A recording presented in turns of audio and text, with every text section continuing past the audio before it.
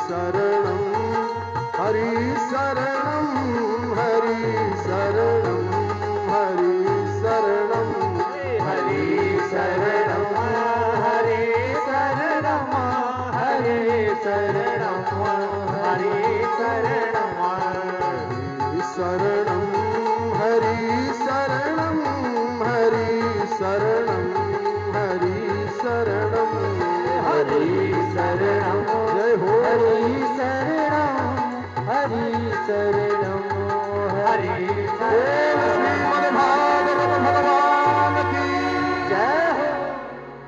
कहते हैं 18वें अवतार में भगवान राम के रूप में आए, जो समुद्र पर सेतु बांध दिए हैं। एकोनविंशे विंशति में विष्णु सुप्राप्य जन्मनि और राम कृष्णाविति भुवो भगवान हरद्भरम। 19वें और 20वें अवतार में वो परमात्मा साक्षात अवतार लिए हैं। बलराम भैया 19वें अवतार में और 20वें में भगवान स्वयं आ गए हैं। अंशावतार नहीं, ये पूर्णावतार श्री कृष्ण के रूप में आए हैं। और कहते हैं उसके कुछ दिन के बाद हरि ततः कलौ संप्रवृत्ते सम्मोहाय सुरद्विषाम। जब कलयुग का काफी समय बीत जाएगा तो बुद्धो नामना जनसुतः कीकटे सुभविष्यति। भविष्यति लिखा है, होगा, माने बुद्धावतार होगा। ये भागवत जी की भविष्यवाणी देखो, कह रहे हैं कि जब कलयुग बढ़ेगा तो कलयुग में लोग भ्रमित हो जाएंगे, खिचड़ी बन जाएगा खिचड़ी। धार्मिक अधार्मिक एक में घुसे मिले पड़े रहेंगे, पता ही नहीं लग पाएगा क्या किया जाए। तो क्या करेंगे भगवान? देखो एक बात समझो, जैसे किसी परिवार में कोई धार्मिक है, धर्म का सेवन करता है, पालन करता है, भगवान का भजनानंदी है, और उसके परिवार में और सब पापी लोग हैं, कुकर्मी लोग हैं, लेकिन जो धर्मात्मा है उसी के धर्म के प्रभाव से और सब लोग बचे रह जाते हैं। तो दंड कैसे दिया जाए, इसलिए भगवान उसको अलगाते हैं।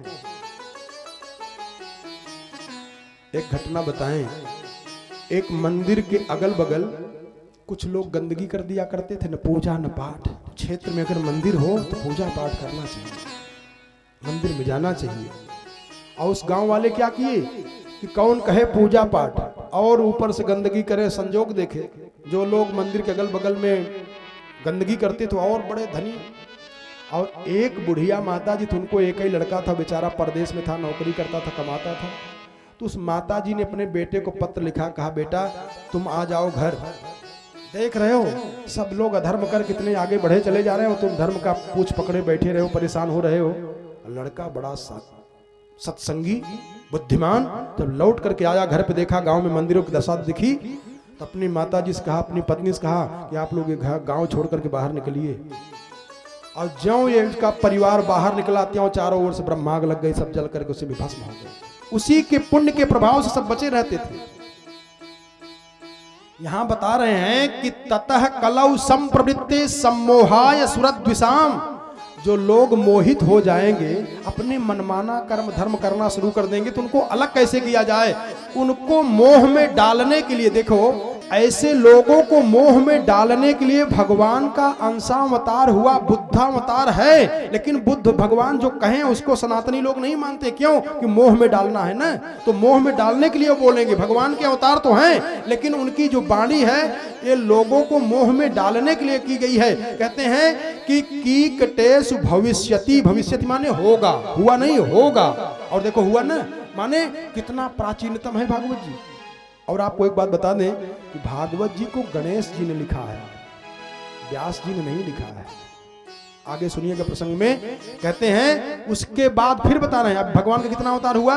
19वां अवतार बलराम, 20वां अवतार भगवान श्री कृष्ण का, 21वां अवतार बुद्ध के रूप में होगा।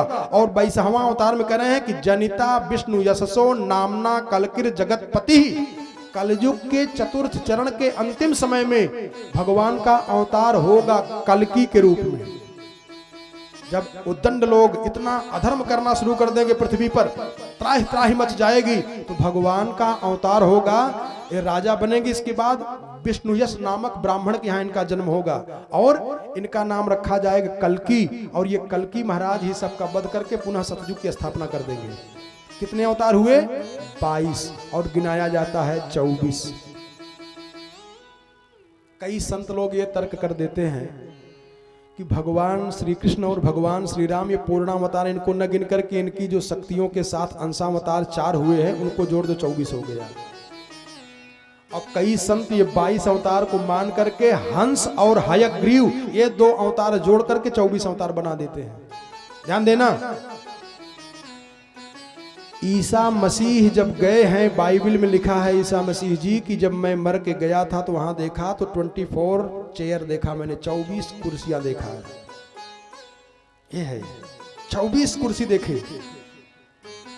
और जैन धर्म में 24 तीर्थंकर हुए हैं, 25 नहीं। और ध्यान देना, वाल्मीकि रामायण में 24,000 श्लोक है और गायत्री मंत्र में 24 अक्षर है। और अपने घर जाकर के पढ़ लीजिएगा, 24 अक्षर आपको नहीं समझ में आएगा, कहीं ज्यादा कहीं कम हो जाएगा। क्यों? कारण है उसका। और ब्राह्मण क्षत्रिय वैश्य का परम कर्तव्य है, ब्राह्मण अगर कम से कम 108 बार गायत्री मंत्र नहीं जपता है तो दोष का भागीदार बनता है। कम से कम 108 बार गायत्री मंत्र जपना ही चाहिए ब्राह्मण कुल में जन्म लेने पर। लेकिन इतने लोग बैठे हो, गायत्री मंत्र आता ही नहीं है। और कितने लोग, अरे महाराज आप ही को आता है, किसी को आता थोड़ी है। अपने घर जाकर के पढ़ के देख लीजिएगा, गिन के देख लीजिएगा, नहीं बनेंगे 24 अक्षर। और गायत्री चालीसा में लिखा है कि अक्षर 24 परम पुनीता, ये प्रमाण है। और भागवत जी कथा जो बता रहा हूं, अगर इसको समझ में आ जाए तो आपको 24 अक्षर के मंत्र का जो पुरस्चरण का फल है वो मिल जाएगा। और आप देखना, वाल्मीकि रामायण में जो 24,000 श्लोक है वो 1,000 श्लोक 1 अक्षर से प्रारंभ होता है। जैसे गायत्री मंत्र का पहला अक्षर त से प्रारंभ होता है और वाल्मीकि रामायण का पहला श्लोक त अक्षर से प्रारंभ होता है। तपः स्वाध्याय निरतम तपस्वी वाग विदाम वरम, ये वाल्मीकि रामायण का पहला श्लोक है, त से प्रारंभ हुआ है। और जब 1,000 श्लोक पूरा हो जाएगा तो गायत्री मंत्र का जहां से दूसरा अक्षर प्रारंभ होता है वहीं से श्लोक दूसरे अक्षर से प्रारंभ हो जाएगा। और ये भगवान की जो 24 अवतार की कथा बता रहा हूं, इनका विस्तार अगर कोई जान जाए, कोई समझ ले, तो कहते हैं कि उसके जीवन का सारा किया हुआ पाप नष्ट हो जाता है। एवं जन्मानि कर्माणि ह्य कर्तृजनस्य च वर्णयन्ति स्म कवयो वेद गुह्यानि हृत्पते। ये रहस्य गुप्ता, बहुत ही गुप्त रहस्य है, बहुत ही गुप्त रहस्य है। तो बताए इनको। इसके बाद सूत जी महाराज से सौनकादि महात्माओं ने प्रश्न कर दिया। गुरुदेव एक निवेदन कहा, क्या कहा? कथां भागवतीं पुण्यां, पुण्य कथा भागवत जी की हमको बता दीजिए कि कब लिखी गई, किस युग में आई, कब धरती पर उतर करके आई है। कस्मिन् युगे प्रवृत्तेयं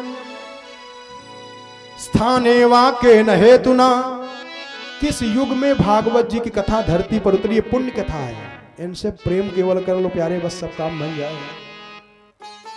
पुण्य कथा है, केवल सुनते जाओ कल्याण हो जाता है। हरे साधन भरे पड़े हैं, बहुत साधन है, लेकिन प्रयास करें भागवत जी से एक साधन पकड़ लें।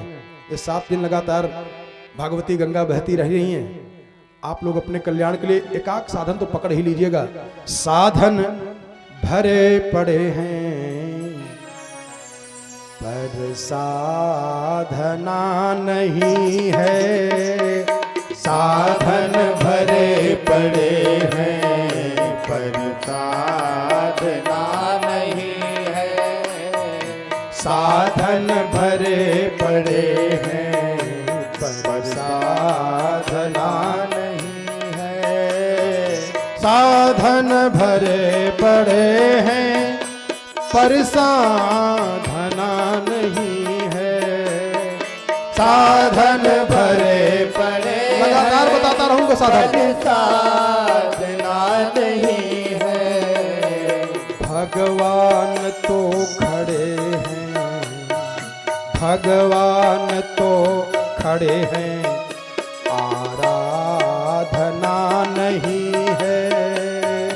भगवान तो खड़े हैं, आराधना नहीं है।